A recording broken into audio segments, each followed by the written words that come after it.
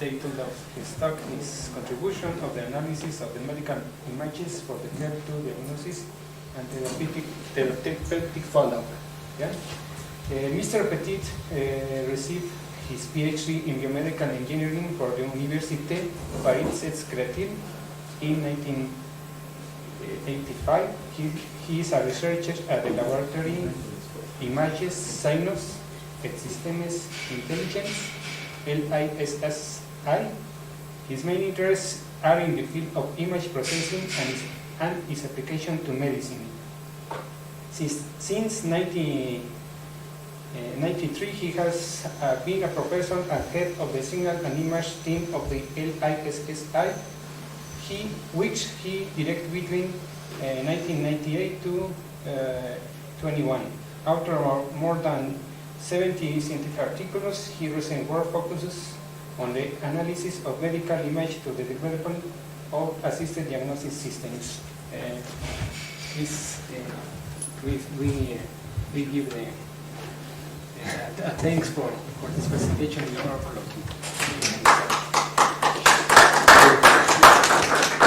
Thank you to be here, and I have two old students with me, old as me. How old?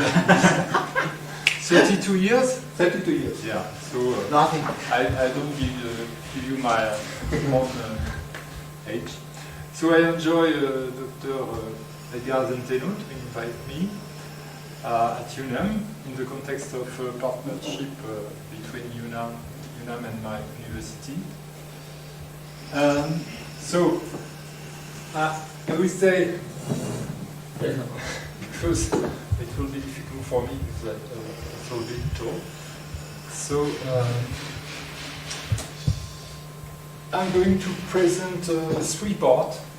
First one, I will justify image processing in medical imaging. Why we do that. Secondly, I will propose an overview of applications of image processing in medical imaging.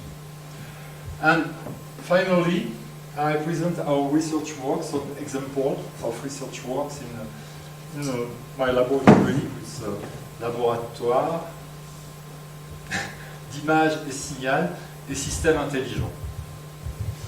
Voilà, à l'université Paris-Est Créteil. Donc, je commence par un exemple simple, quelque chose. Oh, sorry, I begin with a simple example. I have to switch, and I say that it's a continuous image.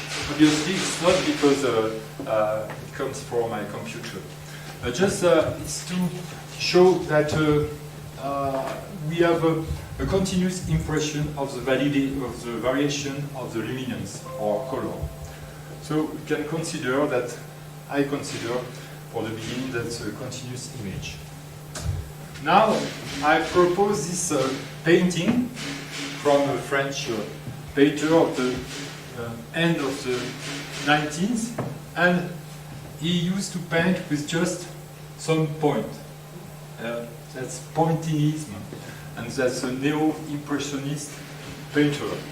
So I can consider that like some first digital image.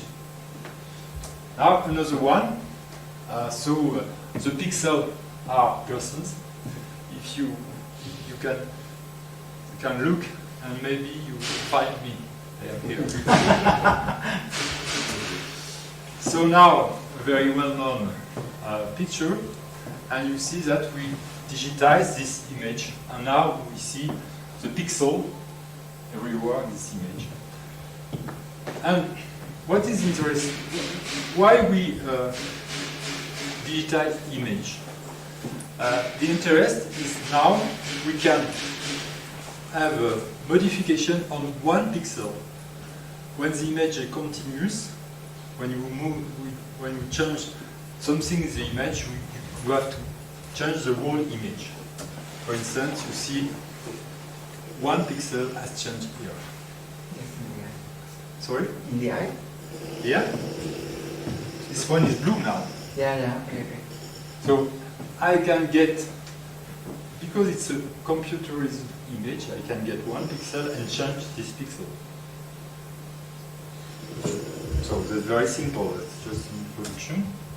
And the question is why image processing in medical imaging? Here I show you a chain of formation of a medical imaging. Here you have the source, X-ray source. The X-ray are projected on an object. Here this is the Earth, and now you have a continuous image. And this continuous X-ray are projected on the Earth. After, we have an amplifier of luminance that also transforms the spectrum of the image toward the visual spectrum.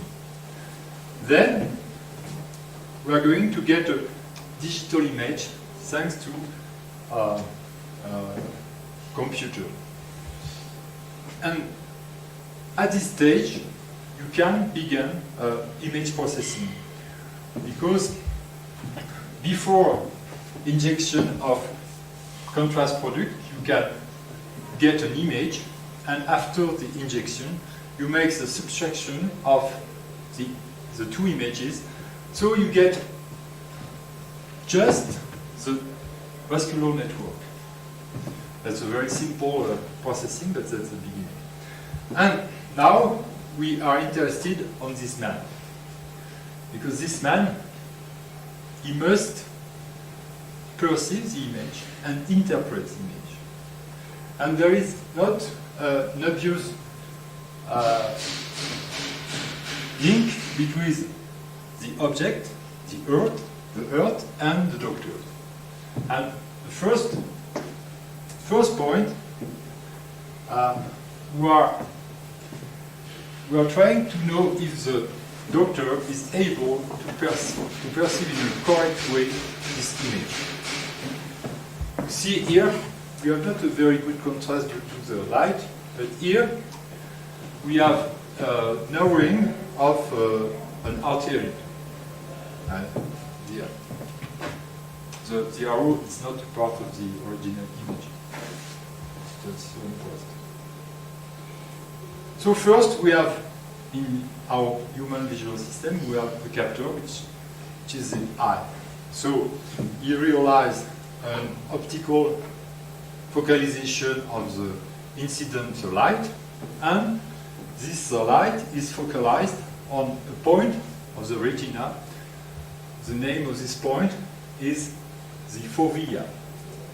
So at the fovea, it's a very small surface of 0.3 diameter in millimeter, and in this small part you have about 700 millions, 500 millions of receptors, and you can compare that with, for instance, a tomodensitometric image.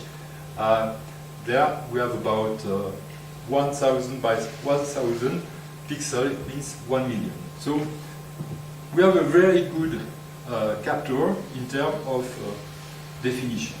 So that's not a problem at all. Here we have a problem in sensitivity. Sensitivity has our capability to discriminate two luminance that are very close. So there is a law, the Weber law, that says that the relative variation of luminance that you can perceive, it's about 1 or 2%. And that's true in all the domain of luminance. So there is a problem with the light here. There's too much light. But you see here a rectangle, I think. Yeah. Yes, very good to that. And here the variation relative of luminance is about. I think it's necessary to.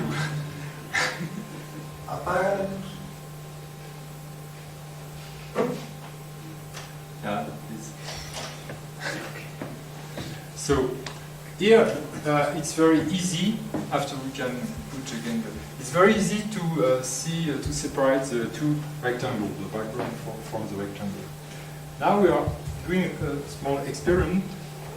I think that now we have 2% of variation, of relative variation. I think you do not see the rectangle. So now you have 4. You see the rectangle? Now 6. Not yet. I see the difference here. But no, that's the end. So you see that we are not at all efficient to perceive the variation of luminance. So from black to white, we at the maximum have 50 level of perception. In practice, we have just 20. And I show you and you have, for instance, X-ray scanner deliver more than 2,000 levels. So you are not able to see such images. Now, I show you that on an image. You have here 256 gray level. I divide this number by 2, and I don't think that you see any differences. That's an illustration of what I just said before. And now I divide by 2 again, and I think you do not see any difference. And now, with 10 gray level, you see the difference.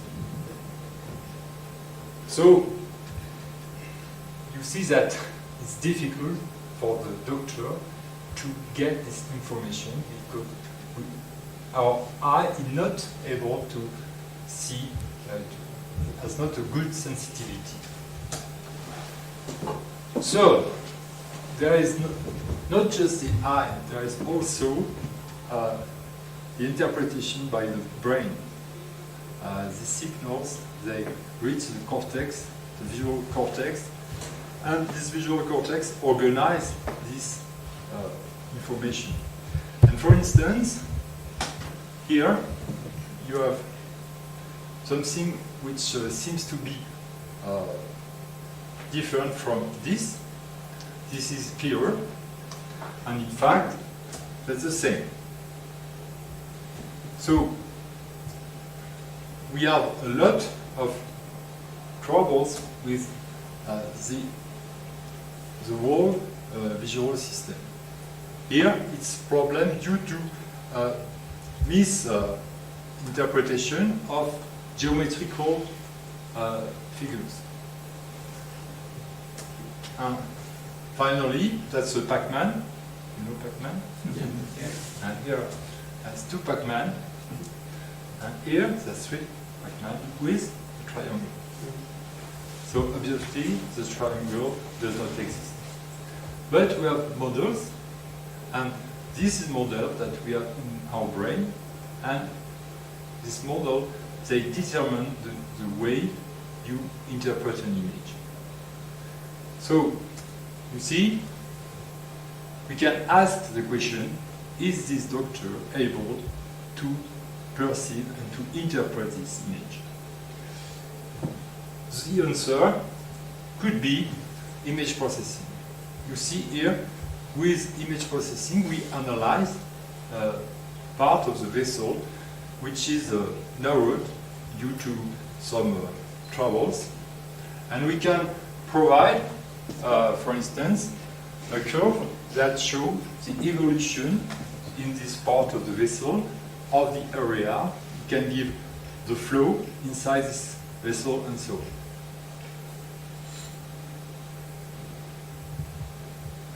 So that's the end of part 1, and if you want, we can have some question about this first part, just to have a break. If you have no question, that's okay. So I go on.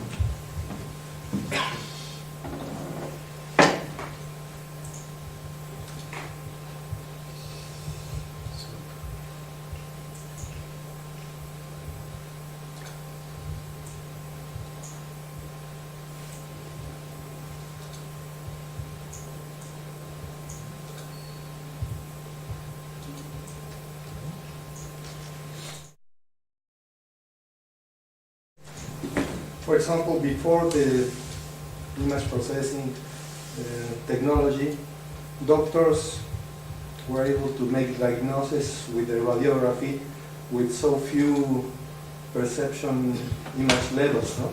Yeah. So, what do you think about the diagnosis today with this imaging technology? Has the diagnosis has evolved substantially, or Yes, not? because more and more you have a lot of images and complex images and a lot of information that reach the doctor. So they have to be assisted to deal with all this information. It's the first point. And more and more you have a diagnosis aided system to help the doctor, as that's the main point of my work. But it has really reached the work of day by day of doctor now.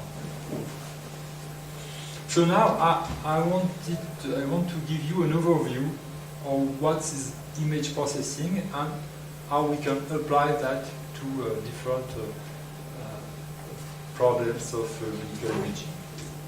So that's some basic course on image processing, but it will be really short.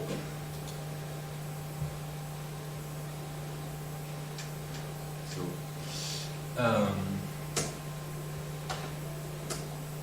first view, here is the image processing system with the different stage.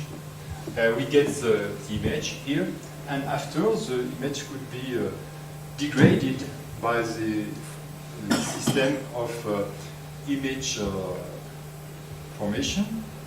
And the first step could be the restoration to correct the degradation due to image formation system. So, an example, we blur an image, but we know the way we blur it. And now, knowing this degradation, we can restore the initial image. In this example, that's the same, but we do not know at the beginning the degradation. But we can make the assumption that the vehicle has a direction, and we can estimate its speed. So, with this modelization, we can restore the image. A medical example, here you have a bone scintigraphy, and the collimator of the imaging system has a bad position. So it induces a noise that you see clearly here. And the restoration of the image allows to get a very good quality image. Second stage, enhancement. When you enhance the image, you are not interested on the history of the image. You get the image and you just want to emphasize some information. Here, you have a car, but you are not interested to all the car, so you change the luminance scale and you emphasize the high luminance, so you get a good image of the number plate. You don't say the image is bad or not. You just are interested to highlight information. And the same for that you do not see. Here is a foot here. So you change the luminance and you get that. All this kind of operation, you could do that with your smartphone. It's not a very new image processing approach. Here, we are changing the gray level scale to an arbitrary color scale, and you can get an image which show differently the information. But you have some drawbacks, because you see this scale is not continuous. you have some frontier due to our perception of color. So we have to use that very carefully. Show you some example. The colorization is arbitrary. But this is used in medical domain, in medical images, in PET imaging, positron emission tomography, with provide few quantification levels. So in this the nuclear community, they use the standard pseudocolor scale, and this allow to have a better understanding of these images. You see here the case of an LC patient, and here a patient with an Alzheimer sick. And we highlight, thanks to this pseudocolor scale, some amyloid plates which are a marker of this disease. After, you can also remove noise from an image. So here we just have filtered this image to remove the noise. This could be applied on medical images. Here we have echocardiographic images. We have here the myocardium, that's the left ventricle, and here the right ventricle, but we have not a very good contrast here. So thanks to filtering, you are removing the speckle noise that we can find on these images. Now, there is a very important step in medical in image processing. Sorry, that's a step where you are going to regroup the pixels to find entities that have the same property, and that's the basic step of our recognition system. Here we have an image, and we are going to try to regroup pixels that have the same properties. It could be the color, the texture, the motion, the luminance, and so on. So we find a result of classification here. Each entity is labelized thanks to a color. But when you have done that, it's really difficult to say there is a banana here, a grape, an orange, and so on. To get this information, you must add knowledge of the scene. If you have not knowledge, you can't find anything from that. There is another approach which is based on the detection of contours. Contours are the frontier of a variation, a set of variation of features. So I show you some result of segmentation. So we obtain a good segmentation of this part of the image, but it's difficult to say that's the face of the person. In some cases, it's easier. For instance, the segmentation succeeds in separating white tissue from gray tissue in the brain. The same with the contour approach. You detect the contours.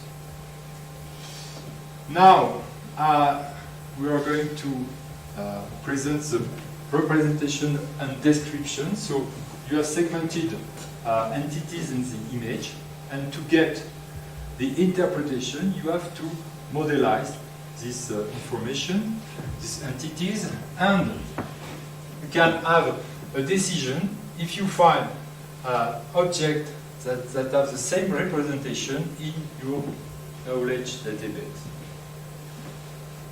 So after, you can reach the semantical domain, and there you can say there is a key in this image of your world. But it's necessary to know how to modelize the key of your world. I show you quickly an example, because I will speak about that later. Here we modelize left ventricle thanks to a geometric model which is the super quadrics. And after that, we can reach the semantical level, saying that this represents cardiac volumes, and we can represent this information as the variation of the volume of the left ventricle according a cardiac cycle. So this is a very good information for the doctor, because this variation corresponds to a very important parameter, correspond to the not ejection fraction, the cusp ejection fraction. That's the main parameter of the doctor to assess the efficiency of the cardiac pump. So there is something which is very difficult in image processing, is this, the knowledge database. And I propose to you now an experiment, but for this you must practice the art of silence, which is very difficult. So I want that you keep silent a moment. I'm going to present to you an image, and after I will say a word, and after I will ask you a question. So I propose that you keep silent until I ask you a question. Okay? Let's go. Keep silent.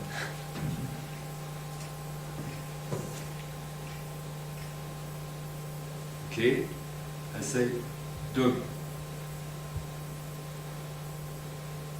Okay, so have you seen a dog in this image?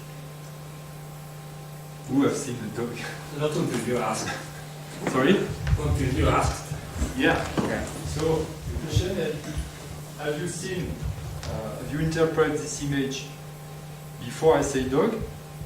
Some of you, or after I say dog? Who before? And after? After. Okay, and so no I don't one? find the dog. You don't find? No. Okay.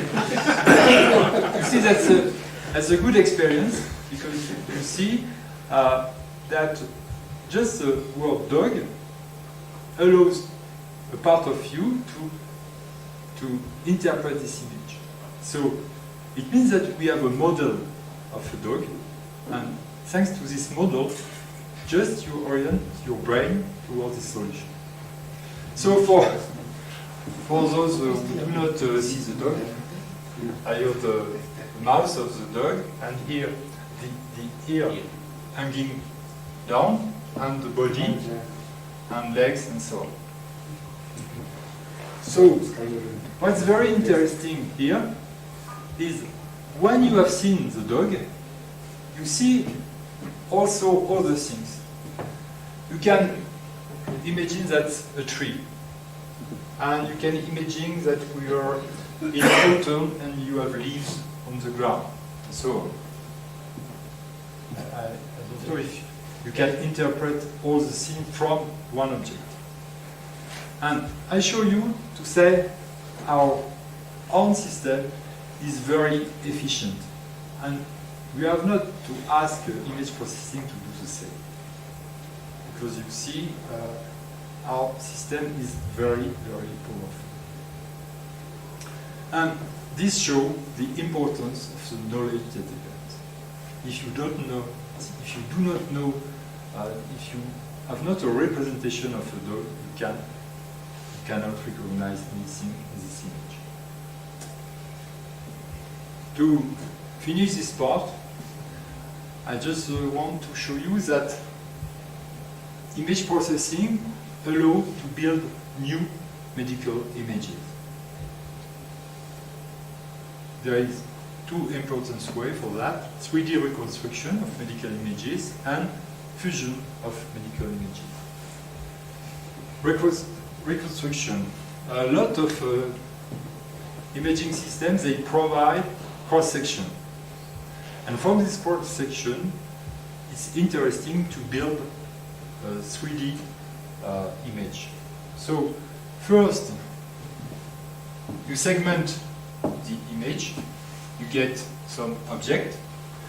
After, you realize the registration between these different cross-section, and you are registering object, and after pixels, and finally you get 3D object in this way. And from this 3D object, you can build other cross-section in different direction, sagittal or coronal. To finish this second part, the fusion between functional images that give an information of the function and anatomical images that define the geometry of the system.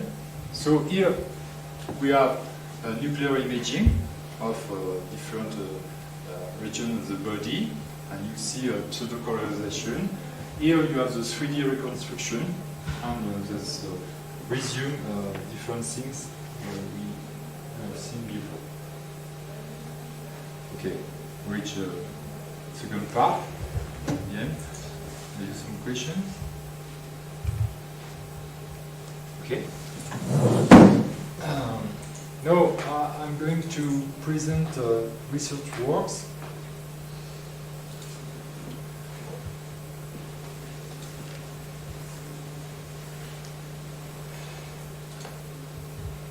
So I propose 3 thematics,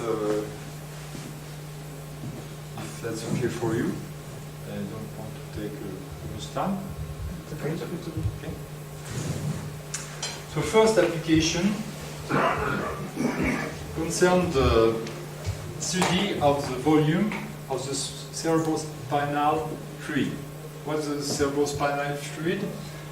That's a fluid in blue here that protects the brain from shocks, and also that constitutes a barrier from immunologic point of view. So that's a very complex structure, and this fluid is also in the spinal cord.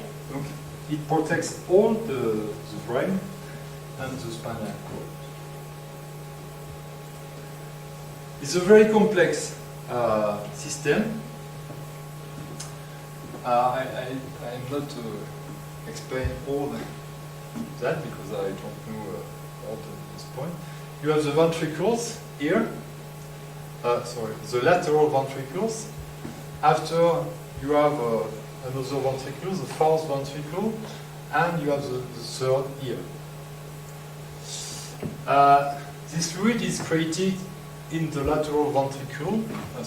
The lateral ventricle are here, and it has a very complex path in all the brain. You see here generation, and after is distributed in all the brain. So sometimes people, they have troubles because they have too much fluid. There are some narrowing paths that increase the pressure, and it leads to very, very heavy disease that the name is hydrocephalus, that leads to equilibrium problem and psychiatric problem as well. So here's a more easier pictures. And what are we doing? That's an image of the motion of this fluid. This motion is due to the blood pressure that is done by the vascular network. And what is interesting for the doctor is to be able to profile the volume of this fluid. So we perform for that segmentation that is just a pseudocolorization to show that it's not obvious to segment this fluid.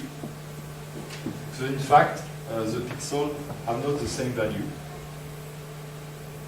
So we perform segmentation thanks to an approach that considers that all the pixels belong to the same compartment, and after we can build a 3D object that represent this volume. So now, by counting all these pixels, we are able to provide this main information to the doctor. It means the volume of the whole cerebrospinal fluid. This can be also segmented considering the different space of the cerebral fluid. Here you see the lateral ventricles, the third ventricles, and here the fourth one. So here you have assessment of two spaces, the ventricular spaces and the subarachnoidal spaces, which correspond to the purple part of this image. So you see, in case of hydrocephalus, you have an increasement very important of the volume of the ventricles. So it's important to the doctor to be able to follow, according to therapy, for instance, the evolution of the volume. We also perform a simulation of the filling of the different space of the arachnoidal region, which is here. So we simulate that we fill the subarachnoid structure with a fluid that is presented here. So here is the filling.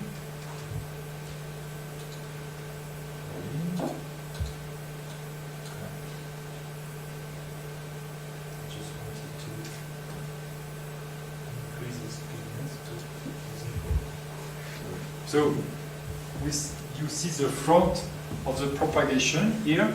We take a little time. And what's important for the doctor is to see the symmetrical diffusion of this fluid in all the arachnoid space.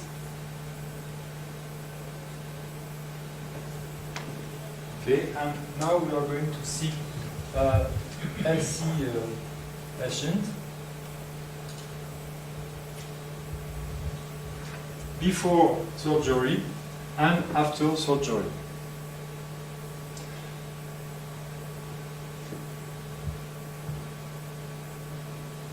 It's a little bit long. Normally I could accelerate the processes, but it doesn't work.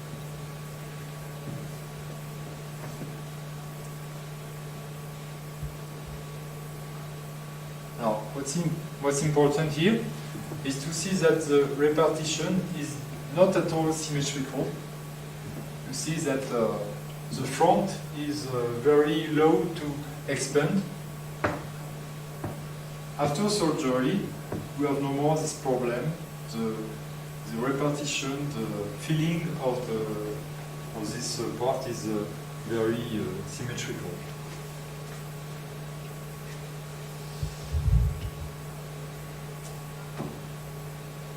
A second application to analyze myocardial deformations. Here, that's a representation of cross-section of the heart. You have the myocardium here with the left ventricle, and here the right ventricle. So you see here an MRI. That's some troubles with the video. So, never mind. So we perform a segmentation of the myocardial crown, and we segment very accurately the myocardium. And after, we register all the contours that we obtain according to the time. And this allows to build an estimation of displacement field. And you see here on all the position of the myocardium, a vector that represents the orientation of the deformation and also the magnitude of this deformation.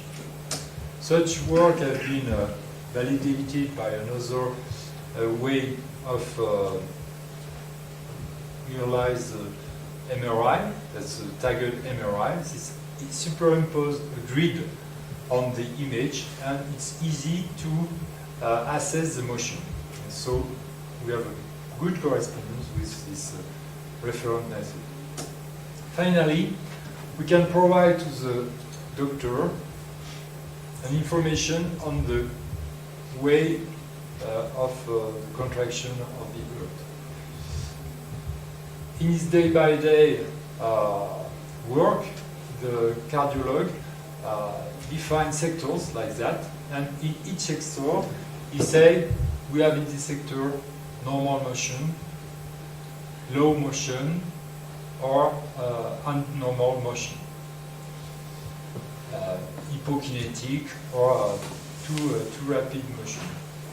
So it's a quotation with a classification with 3 or 4 levels. We propose such a map, and you see on each point of the ventricle the contraction here in the radial direction and here in the circumferential direction. And in this case, you add a lateral infarction, and our map show very well that in this part we have no motion. So I will conclude with this point, and I am going to present the third application.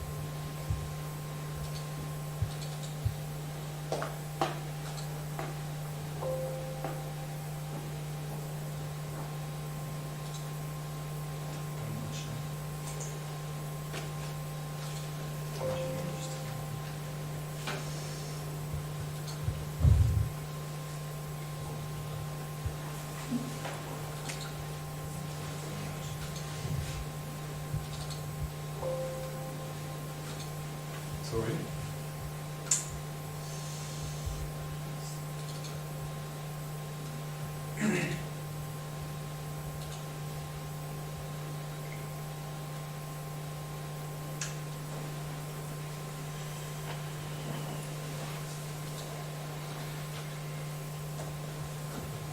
Okay.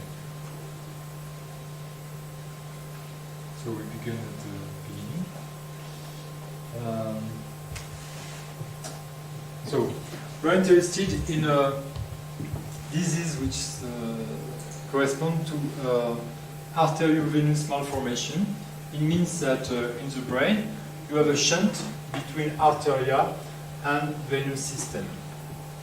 This shunt creates what we call a nidus, and the consequence of that is rupture, aneurysmal rupture.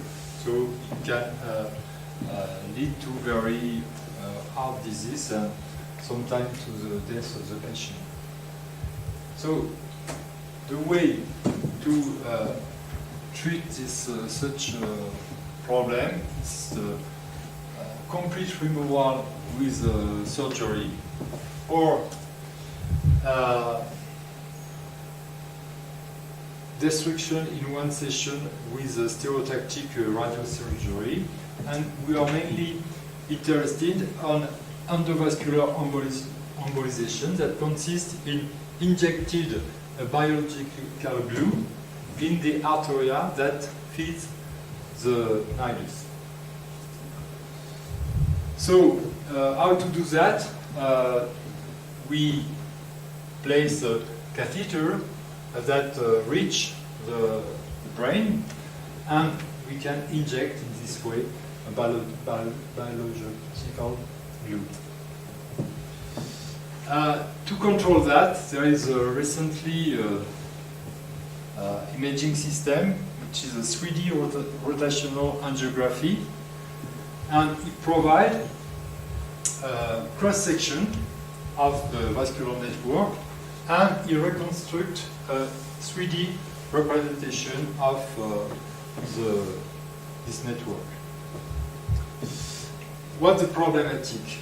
The clinician with standard 2D angiogram, are going to draw each feeding arteries here in red, in green, in blue, and you see that's a very difficult task, and it's not obvious to be sure that you have defined the good path. So we proposed to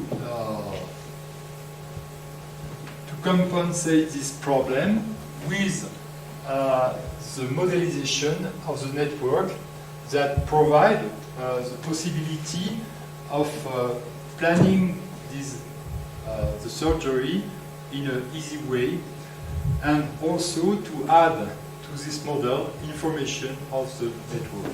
For instance, its geometrical property, and so on. So we have first to segment the image, and after to get a symbolic representation of this network and make a correspondence between the segmented network and the symbolic representation. So here is the cross section, and I hope that it will be possible to show you this. And this cross section,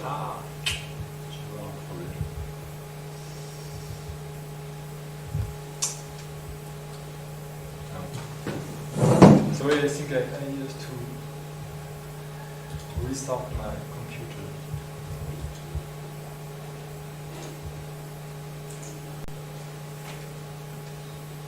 If you have questions, I'm sorry. Yes, I saw you were doing two-dimensional segmentation, that is slice by slice. Yeah. It didn't work in 3 dimensions. Yes, in fact, the algorithm is in 3 dimensions. Okay. Yes. But that's he started from 2D cross section. Yes, like. But the algorithm used a strategy in 3D. Okay.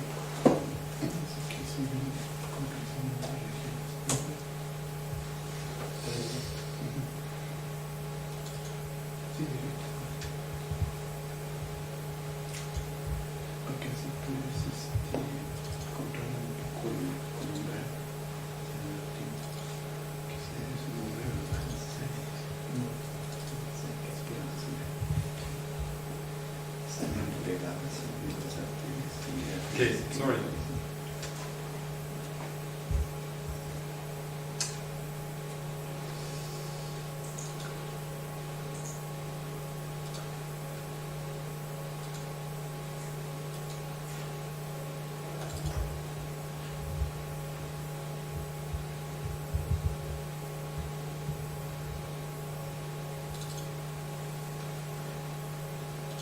So that's an icon viewer.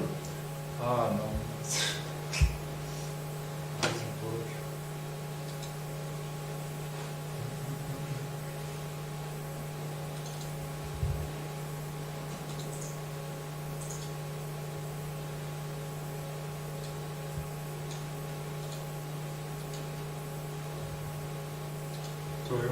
Oh, sorry. Doesn't work.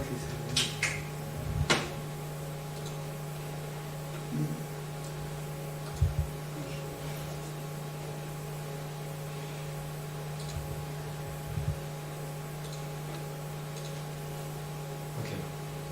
So I go on. I wanted to show you, in fact, the real cross-section, and you see very well the complexity of segmentation, because you adjust some point on the image and you have to follow that representation of the network.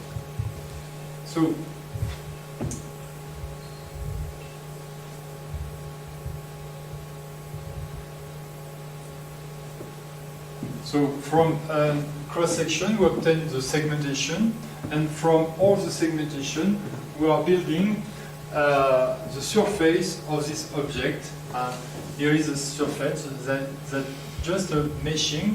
We do not rebuild a 3D object, but only its surface. And we can compare that with the 3D reconstruction, which is provided by the standard imaging system. Here is two objects that's very different. Here it provides from a segmentation, and that only a visualization. So from this segmented image, we are going to build symbolic representation. And you see, for instance, this graph with the artery, the nidus vein, which drain the nidus, and this one, which is not draining the nidus. So the symbolic representation will highlight the topology of the network, and we are doing that with a different step. From the segmented image, we get a skeletonization, and from the skeletonization, we get the endpoints and the junction points. So you see here the segmented network, here the skeleton, and here the endpoint, or here the junction point. Then we can obtain a simple model. We can add properties on this model, and finally we get the complete modelization of the network. So we start from the segmented image. We obtain through the skeleton model representation. We add to this model properties, and we make the opposite way path to have a perfect correspondence between the segmented object and the graph and the modelization. So, for instance, how to use this modelization? The doctor can say, I want to know the path from this point to this point. And thanks to the model, he can obtain this path, which is not obvious a priori. Finally, I show here the superimposed result of segmentation with the maximum intensity projection. And you see that we have a good correspondence between the two representations. And moreover, we can answer to different questions of the doctor, for instance, with this different part of the network. We can build different paths, different possible paths, and on this path you get also all the properties of the network. So the doctor can define the path to realize the catheterism and to inject biological blood. So I finished this presentation. I'm sorry for some troubles I have with the projection, and I can answer any question.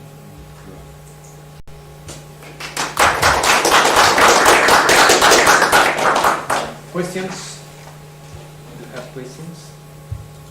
Comments or suggestions? Your skeletons, are you using mathematical morphology or something? Yes, like that? yes. It's very difficult to get them. Not at all. In fact, because we have a lot of tools now. Okay. It's easier than no, that's not difficult. Okay. That's morphology. We use the resource of the ultimate point when you are eroding the object. I have a general question. How is the dynamics of your laboratory? How many people, students? How are the collaborations?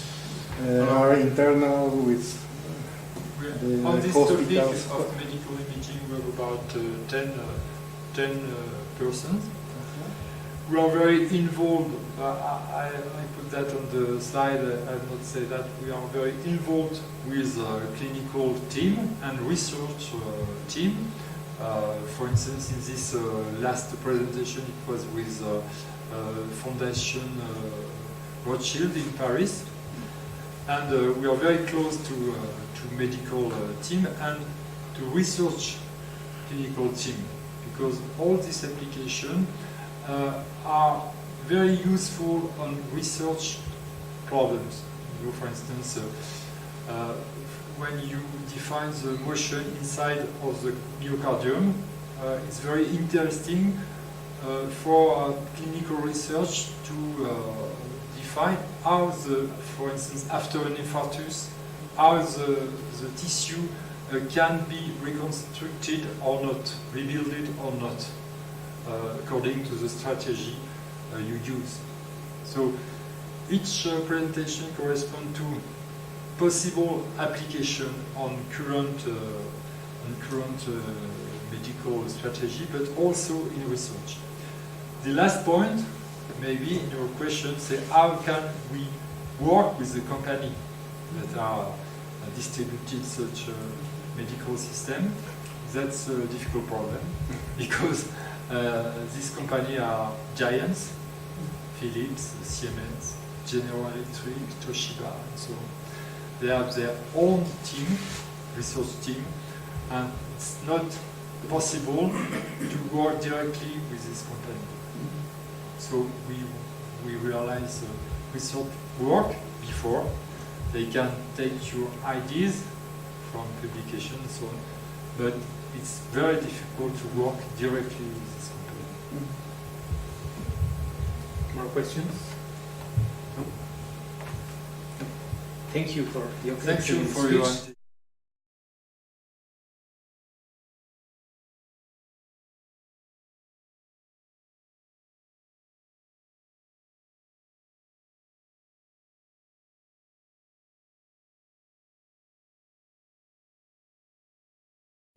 El doctor Petit, y lamento estar en el pinche porque yo soy el que coordina el área de ciencias médicas y de la salud, y estamos tratando de integrar áreas de ingeniería y medicina a través de un programa que está como en los créditos que nos hablan por teléfono, está preaprobado el programa. Entonces estamos tratando de identificar los potenciales tutores, los potenciales laboratorios de investigación que pudieran estar interesados. La coordinación a cargo de esta idea de la parte mexicana es Manuel, y de la parte francesa, por supuesto, el patrón es Eric. Y entonces esta es un poquito la intención de tratar de informarles a ustedes la perspectiva de muy corto plazo de que se pueda cristalizar un programa. Necesitamos identificar nada más los usuarios. Los programas los están elaborando con Manuel y con varios colegas que nos han hecho favor de atender al llamado, ¿no? Y esperemos que también distintas facultades y centros hospitalarios estén interesados. Neurología está interesado, la Facultad de Medicina tenemos una unidad PET que funciona maravillosa, y entonces quisiéramos poder integrar diversas áreas de este campo de conocimiento para mí absoluta y totalmente desconocido, pero bueno, estamos a sus órdenes y a través de Manuel estaremos en contacto pronto con ustedes. Esperemos que tener una buena acogida en el ICAT, así como la hemos tenido ya en otras entidades. Muchas gracias. Gracias.